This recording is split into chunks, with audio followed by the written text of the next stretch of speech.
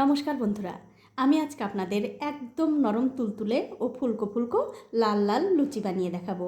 আশা করি এই লুচি বানানো দেখার পর আপনাদের ভালো লাগবে। তো লাল লুচি বানাবার জন্য সবার আগে নিয়ে নিচ্ছি 1 বাটি ময়দা, তার মধ্যে দিয়ে দেব 1 চামচ চিনি, স্বাদ মতো নুন, আর ময়ামের জন্য দিয়ে দেব 2-3 চামচ সাদা তেল। এবারে সব কিছু দিয়ে এই ময়দার সঙ্গে খুব ভালো করে মিশিয়ে নিতে হবে। তো এই দেখুন, আমি কিন্তু সব কিছু ময়দার সঙ্গে খুব ভালো করে মাখিয়ে নিয়েছি। এখন দেখতে পাচ্ছেন একটা বাটিতে আমি 1.5 খানা বিট ছোট ছোট করে কেটে নিয়েছি। এখন এই বিটগুলো আমি একটা মিক্সিং জারে দিয়ে দেব। তারপর এর মধ্যে সামান্য একটু জল দিয়ে খুব ভালো করে মিক্সিতে বেটে নিতে হবে।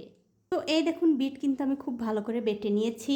এবারে এই বিটের জলটা দিয়ে কিন্তু আমি এই ময়দাটা মাখিয়ে নেব। তার জন্য আমি একটা ছাঁকনি দিয়ে ছেঁকে বিটের যে জল মানে রসটা সেটা বের করে নিচ্ছি।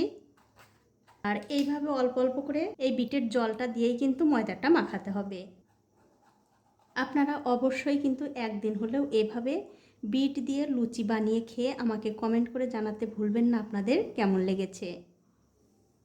তো এই দেখুন, অল্প অল্প করে বিটের রস দিয়ে কিন্তু আমি এই ময়দাটা খুব ভালো করে মাখিয়ে নিয়েছি। এবারে এর ওপরে সাদা একটু তেল লাগিয়ে দিয়ে একটা ঢাকা দিয়ে 10 মিনিট রেখে দেব। তো 10 মিনিট কিন্তু হয়ে গেছে, ওপর থেকে আমি ঢাকাটা তুলে নিলাম। তুলে নিয়ে এই ময়দার ডোটা আমি আবারও খুব ভালো করে মাখিয়ে নেব। তো এই দেখুন, ময়দার ডোটা কিন্তু আমি আবারও খুব ভালো করে মাখিয়ে নিয়েছি। এখন আমি এখান থেকে ছোট ছোট করে লেচি কেটে নেব।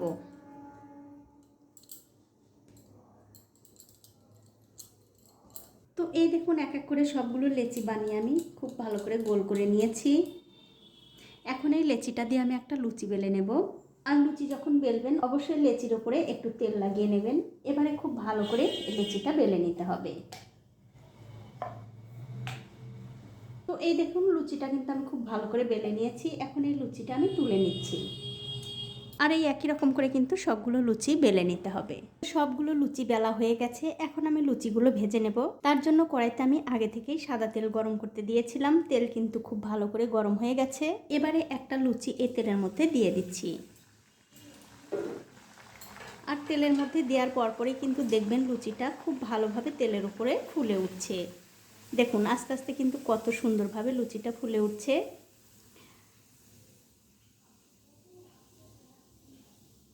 আমি এই লুচির ওপরে একটু তেল ছড়িয়ে দিচ্ছি যাতে উপরটাও ভালোভাবে ফুলতে পারে। দেখুন কত সুন্দরভাবে ফুলে উঠেছে। এখন আমি এই লুচিটা উল্টে দিচ্ছি। উল্টে দিয়ে এই দিকটাও একটু ভালো করে ভেজে নেব।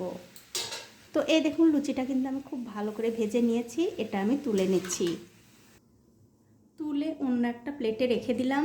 আর ঠিক এই একই রকম করে কিন্তু সবগুলো লুচি ভেজে নিতে হবে। আর আমার এই ছোট্ট চ্যানেলটি যারা সাবস্ক্রাইব করেছেন তাদেরকে অনেক ধন্যবাদ। আর যারা সাবস্ক্রাইব করেনি তাদেরকে সাবস্ক্রাইব করে নেওয়ার অনুরোধ রইল। যে সকল বন্ধুরা আমার এই রেসিপিটা ফেসবুক থেকে দেখছেন তাদের কাছে আমার একটাই অনুরোধ, অবশ্যই আমার এই পেজটিকে ফলো করে দেবেন। তাহলে যখনই আমি নতুন কোনো ভিডিও নিয়ে আসব সবার আগে কিন্তু আপনিই দেখতে পাবেন।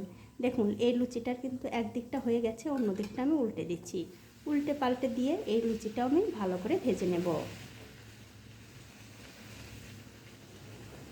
তো এই দেখুন, এই লুচিটাও কিন্তু আমি খুব ভালো করে ভেজে নিয়েছি। এটা হয়ে গেছে, এটাও আমি তুলে নিচ্ছি। আর ঠিক এই একই রকম করে কিন্তু সবগুলো লুচি ভেজে নিতে হবে। তো এই দেখুন বন্ধুরা, এক এক করে কিন্তু আমি সবগুলো লুচি ভেজে নিয়েছি। আর দেখতেই পাচ্ছেন লুচিগুলো কিন্তু কত সুন্দর, একদম ফুলকো ফুলকো আর কত সুন্দর নরম, দেখতেই পাচ্ছেন। এখন আপনাদের একটা ছিঁড়েও দেখাচ্ছি কেমন হয়েছে।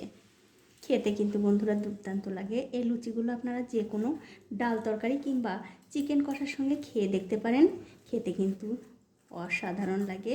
তো বন্ধুরা, আমার আজকের এই লাল লুচির রেসিপিটা আপনাদের কেমন লেগেছে? যদি ভালো লেগেই থাকে অবশ্যই একটা লাইক, কমেন্ট আর শেয়ার করতে ভুলবেন না।